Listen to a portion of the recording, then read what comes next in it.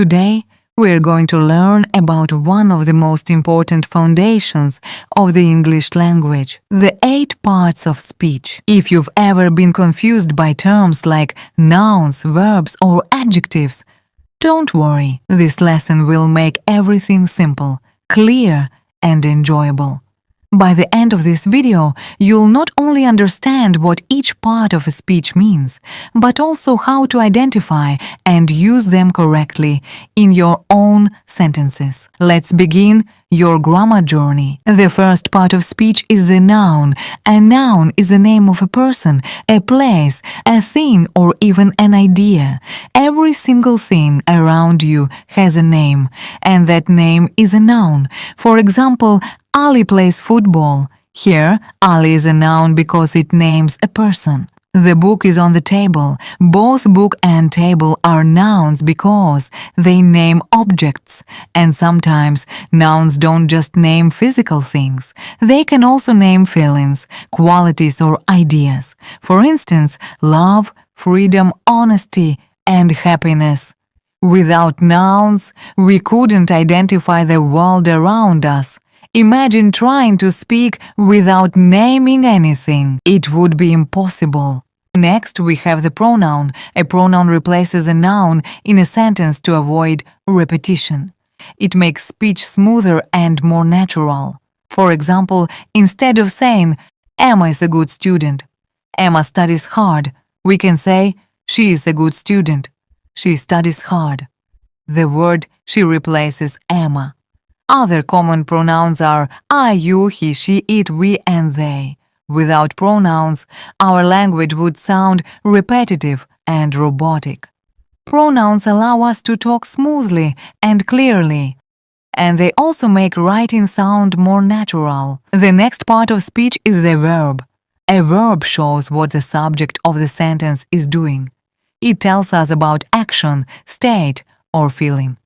For example, he runs fast. Runs shows the action. They are happy. Are shows a state of being. I believe in myself. Believe expresses a thought or feeling.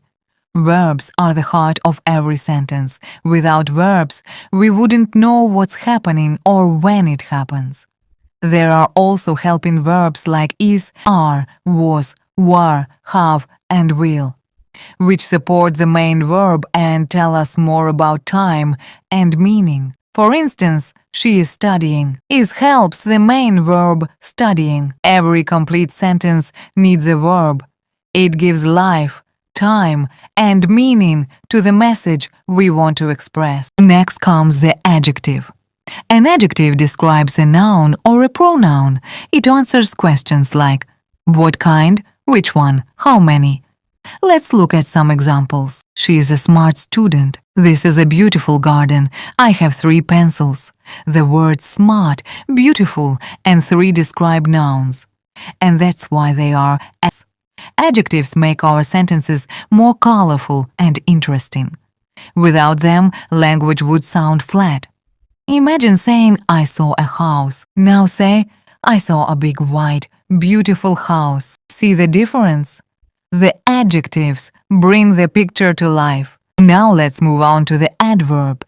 An adverb describes a verb, an adjective, or another adverb. It often answers questions like how, when, where, or to what extent. For example, she sings beautifully. The word beautifully tells us how she sings. He runs fast. They arrived early. Here, early tells us when they arrived. Many adverbs end with lie, but not all of them. Words like very, often, now, today, and well are also adverbs. For example, she is very kind. Very describes the adjective kind.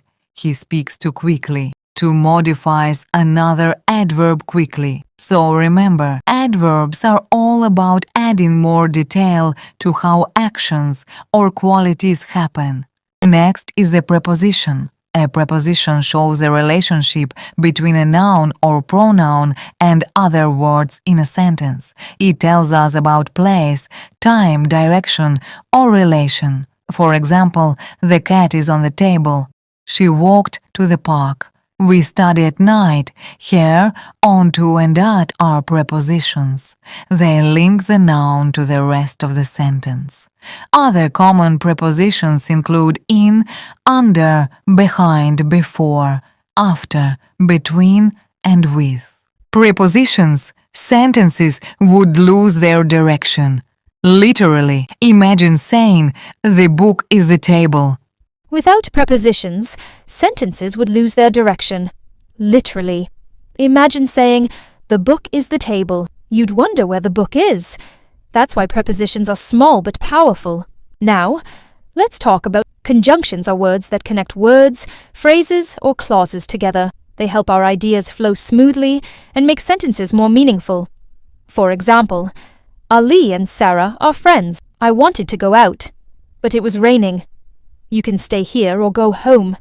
The words and, but, and, or are conjunctions. They join ideas or actions. An interjection is a word or phrase used to express a sudden feeling or strong emotion. It shows what we feel: joy, surprise, pain, excitement, fear, or even sadness. Interjections are like emotional reactions in words. Let's see a few examples. This place is beautiful. Oh no, I forgot my bag. Hey, watch out.